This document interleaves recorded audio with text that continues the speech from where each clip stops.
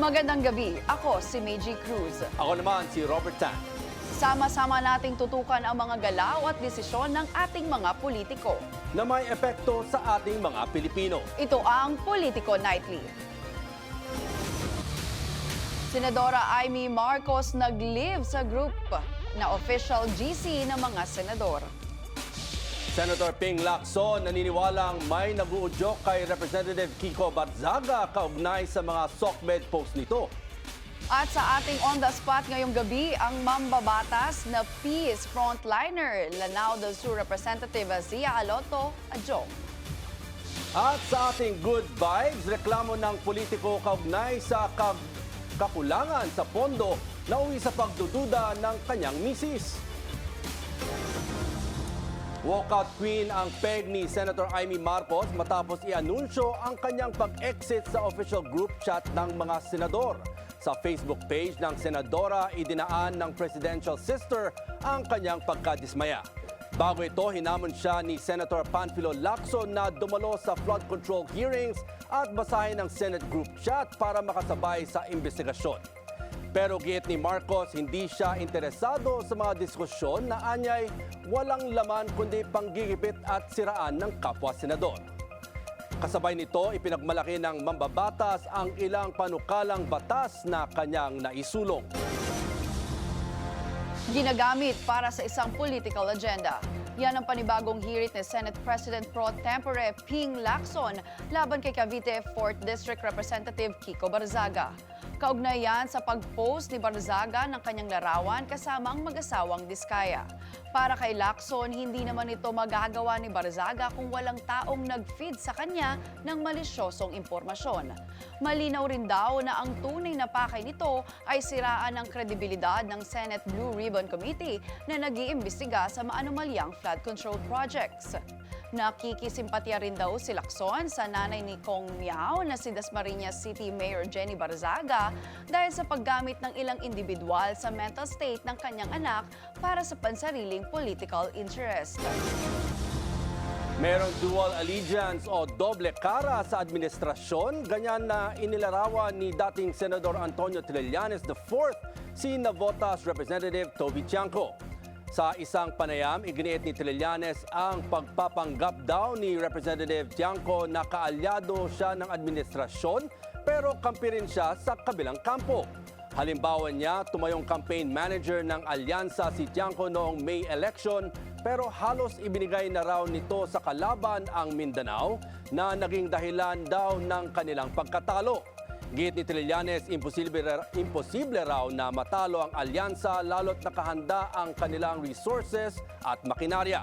Nabanggit din niya ang umano'y pagsuporta ni Tiangco sa pagpapatalsik kay Romualdez. Susunod sa Politico Nightly, di pagsipot ni VP Sara sa budget hearing, postponement ng BARM elections at marami pang iba. Pag-uusapan natin kasama si Lanao del Sur Representative Zia Aloto Adjong. At sa ating good vibes, hinaing ng politiko kaugnay sa kulang na budget ng probinsya na uwi sa pagdududa ni Mrs. Manatiling nakatutok sa Billionario News Channel.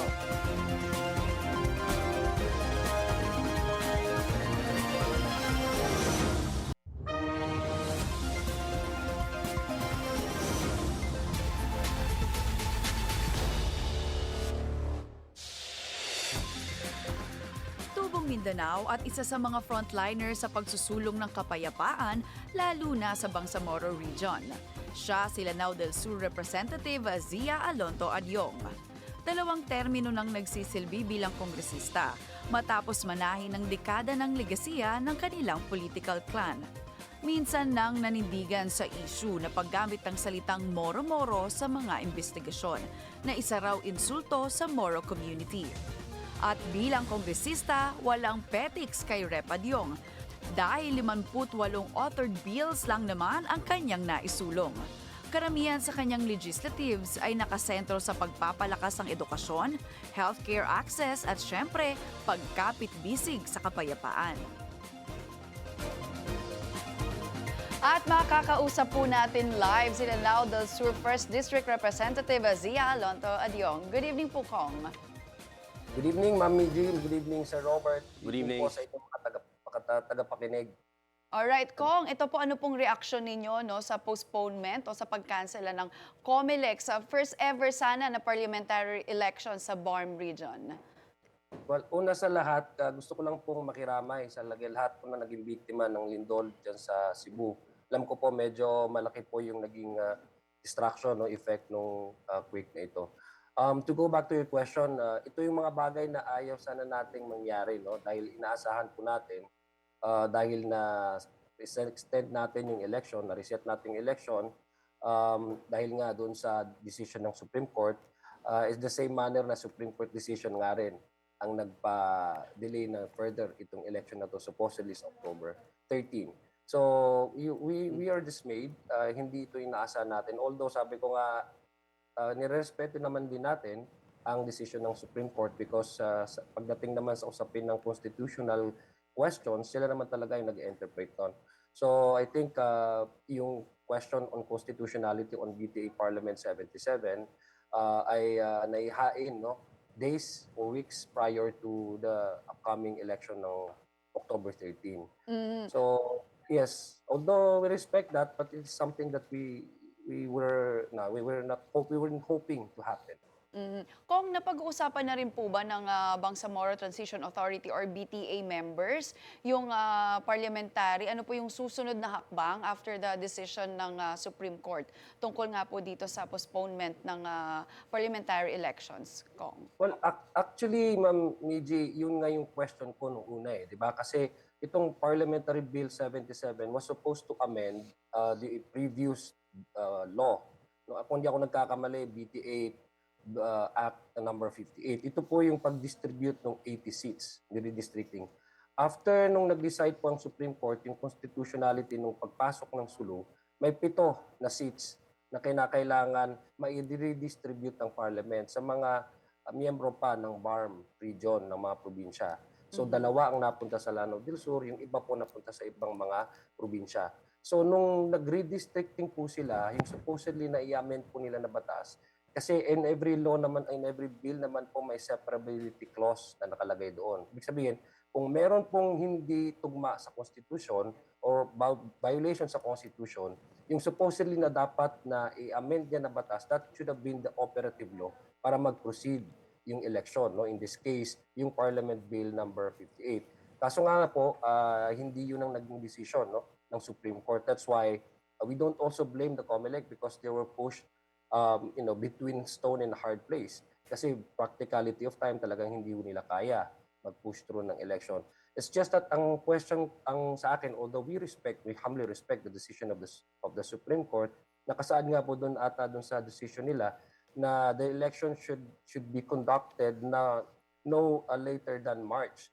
So in a way, para sa akin, that's already judicial overreach kasi nga po they in effect legislated, no. It's not only interpreting the constitutional question cited in the filing of that petition, that they have also set as the timeline where supposedly the Congress, meaning the Senate and the House of Representatives, will be the one to set the next election for the BARM election. So, yun po yung question doon. So, as far as the parliament is concerned, yung mga members, hindi ho natin alam kung how would they proceed in this development of following the Supreme Court's decision. Kasi meron naman ho din silang sariling focus, no, sa parliament.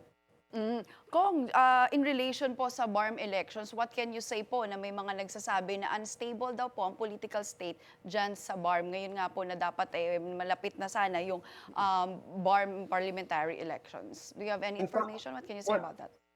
In fact, the way to move forward and to stabilize the BARM is to hold the election.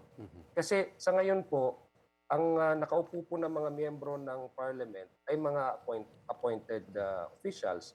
Now, once you have the regular election, you would have their legitimate representatives of the people, meaning voted by the people.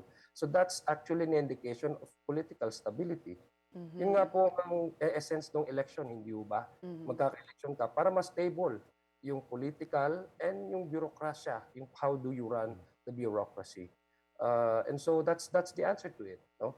The only way to really stabilize the region in terms of running the bureaucracy is to have the first ever, no, historic sana na BARM elections. Congressman, ano naman po yung reaksyon nyo sa hindi pagsipot ni VP Sara sa budget deliberation sa Kamara? Well, it feels like a deja vu, Sir Robert. You know, only this time I was sitting and I was watching all the spectacle happening in the plenary.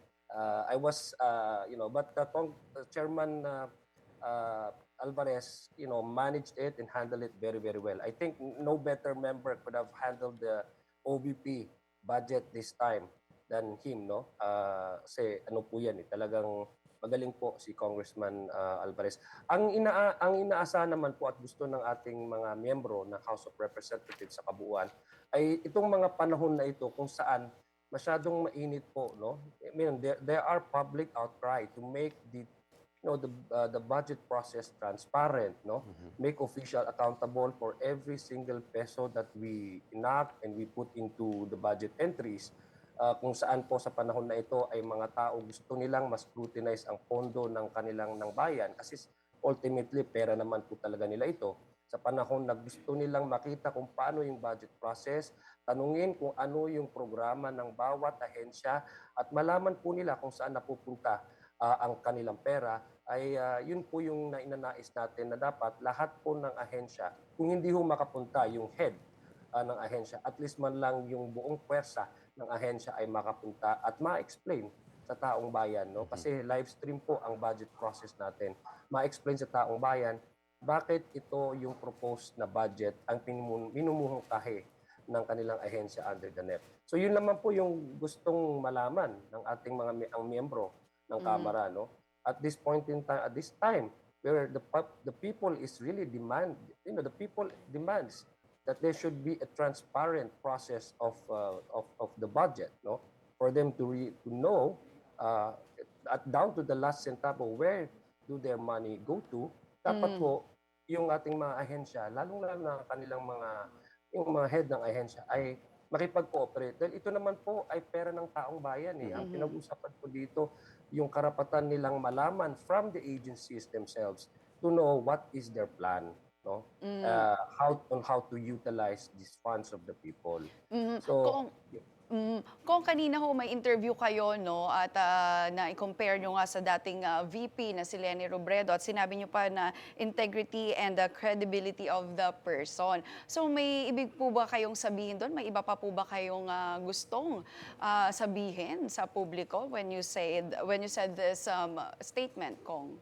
well, I was asked kasi kung bakit si former Vice President Leni Robredo was able to operate, no, the office, no, and assist many programs and many people, no. That's the context of the question. That's why I said the budget of the former Vice President was even lower than the budget of the current Vice President, no. Pero she was able to at least initiate programs and delivers services, no, even with a very meager budget. It's because the private sector felt that at that time they can actually partner with her in terms of how they can improve, no, in how the programs of the Vice President. So it's a matter of, I'm not talking about the individuals, no, I'm talking about the office and how it relates with other groups that may be able to help out, no.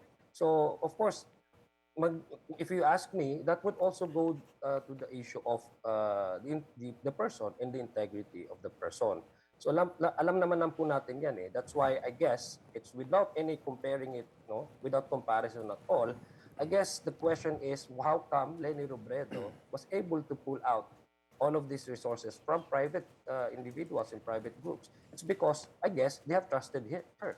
So ganun lang yun. That's actually where I was coming from. All and I right. was to that question. Kong, ito naman po, kabilang po kayo sa tinatawag na young guns. It is very obvious, no, mga batang mambabatas. Ano naman po ang stand ninyo sa issue ngayon ng House? Siguro specifically dito nga po sa gumugulong na flood control investigation. Well, naging active po tayo during the Infracom. It's just that since po na na-create itong ICI, ay nag-decide na nga po ang Speaker of the House, Speaker Boji B, na since meron na pong ICI in deference to the decision of the President and to allow the Independent Infra Commission to investigate kasi may mga lumalabas po na mga pangalan na mga kasamahan natin sa Kamara ay mas maganda na po na i-turn over sa kanila. So before the creation of the ICI, the Young Guns were very active, very active in the investigation. In fact, ang chairperson po ng Committee on Appropriation is a member of the Young Guns. Ang majority leader po natin, Congressman Sandro Marcos, is also a member of the Young Guns. So patuloy naman po yung trabaho ng yung mga miyembro ng Young Guns, may mga sarili-sarili pong committee.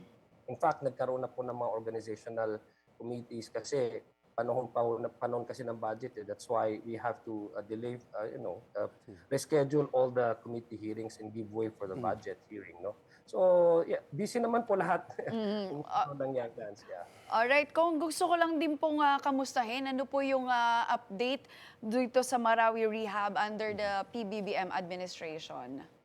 Pumunta nga po si President sa Marawi City at binisita po niya yung hospital, yung transitory shelters, binisita nga po niya yung mga facilities, public facilities diyan sa within the lake, no? Marami po siyang pinuntahan diyan. In fact, nagbisita din po siya dun sa school na yan at nagbigay po siya ng yung mga wifi equipments, no, para yung sa online classes, yung communication, etc. ay mas maigi, mas mapaganda pa, no? So I think there's still the plan. There are the MRRP, which is the Marawi Rehabilitation and Recovery Program fund are still nandyan po kasi mayroon pa talagang kailangan pang gawin dyan, especially electric pa, yung power supply, water supply. Kasi yun yung tatlong areas na tututukan ng ating Pangulo. As the latest news that I gather is that nag-umpisa na rin po kasi medyo nagkaroon ng aberya yung location kung saan ilalagay yung water supply, no? Yung water depot kasi dalawa po yan eh. Yung sa treatment facility, pati na rin po yung water supply doon sa 24 barangay. So, nag-restart na po sila. Nag-umpisa naman sila uli. Yung naman sa electric supply, power supply, nandyan na po yung mga ilagay nila mga equipments kasi the original ang ilalagay nila is under cable. So, generally maganda. Pero the most important thing is the compensation. No? Yun po talaga hanggang ngayon yung challenge na kailangan punta talaga dyan para sa mga biktima ng Marawi. Alright, maraming salamat po. Nakausap po natin si Kong Zia Adio. Maraming salamat po. Maraming salamat, Ma'am Mindy. Maraming salamat po, Sir Robert. Okay, thank you, Congressman. At sa aming pagbabalik, rant ni politiko na uwi sa pagdududa ni Mrs. kung siya ay may chicks. At makihula sa politiho. Sino ang mambabatas na binansagang duwag pagdating sa pagboto sa mga mainit na issue?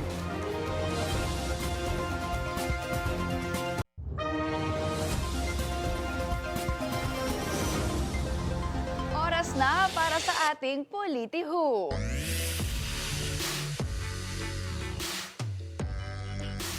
Dahu ang mambabatas na lagi daw bahagang buntot sa mga mabibigat na issues na kailangan kapulungan. Sa kanilang kapulungan. Oy, in short ha, duwag sa sariling paninindigan. Uy, ayaw natin yan. Nako, sino kaya yan? May pangyayari daw kasi ito na kailangan magdesisyon sa isang panukala na talaga namang hamon sa tapang ng bawat miyembro. Kumbaga, desisyon ito na magre-reflect sa loyalty nila sa kanilang political allies. Pero si subject ayaw tumaya at gusto lang pumosisyon sa gitna. Nabulungan pa ng araw ito na pwede siyang mabad shot sa publiko kung palagi lang magpapaka-playing safe. Pero hanggang sa huli, naging duwag pa rin ang mambabatas at kapikat lang umano sa boto ng kanyang mga BFF. Minsan na rin daw itong nanahimik habang pinag-uusapan ang issue tungkol sa mga kamag-anak niyang politiko. The clue is very giving. Pwedeng ibang clue na Nako! lang.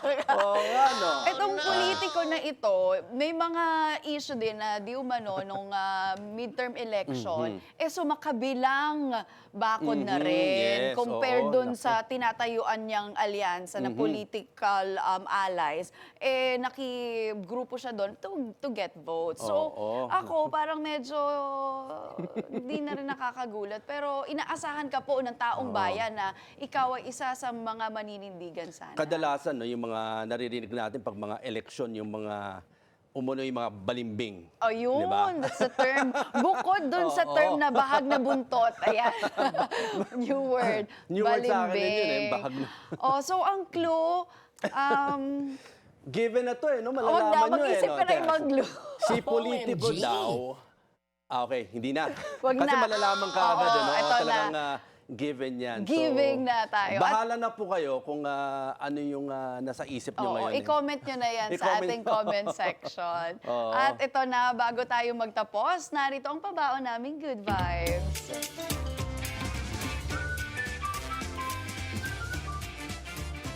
Have na have sa netizens ang hiritang bookingan ni Oriental Mindoro Board Member Bong Brucal at ng kanyang misis. Seryosong nagraran sa sesyon si BM Brucal tungkol sa hirap ng isang politiko lalo na kung wala raw budget. Pag-abot sa misis ko dahil inuuna ko ang iba. Pero mukhang umiral ang girl instinct ni Nakaya ko Mrs. na walang budget pero aminin ko sa inyo napakahirap. Hindi ako makapag-abot sa misis ko dahil inuuna ko ang iba. Uy, Ay. may iba. Mali May yung iba. nasabi ni Mali. BM. Pero mukhang umiral nga ang girl instinct ni Mrs. sa statement ni BM. Diretsahan at napatext ito kay BM kung may iba pa raw siya ba itong sinusustentuhan. Mabilis na sagot ni Mister, joke lang. Uy, parang medyo na ano ka din doon. Nagulat din ako dun. Ano? Pero Oo naman totoo din, naman kasi- nila, totoo naman yung kasabihan, malakas talaga ang instinct ng mga babae Oo pagdating sa naman. ganyan. Oo. At saka, syempre, kailangan nating mag-ingat, misis tapos iba. Dapat hindi pinagsasama yan sa Nako. isang statement. Ay nako, talaga mag-ingat-ingat na lang sa mga ganyan. Okay, so maraming salamat sa inyong pagsama sa amin ngayong gabi. Sa ngalan ni Dexter Ganibe, ako si Robert Tan. Ako naman, si Meiji Cruz. Hanggang sa Lunes dito sa Politico Politico Nightly. Nightly.